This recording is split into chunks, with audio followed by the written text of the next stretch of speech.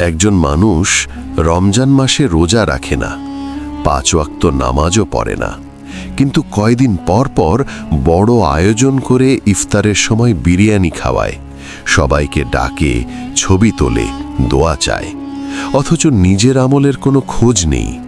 সারাদিন জুয়া আর গুনাহের কাজে ডুবে থাকে। ভাই, শুধু মানুষকে খাওয়ালেই কি দায়িত্ব শেষ? রোজা তো ফরজ, নামাজও ফরজ। এগুলো ছেড়ে দিয়ে শুধু বাহিরের আয়োজন করলে কি আল্লাহর কাছে তা কবুল হবে?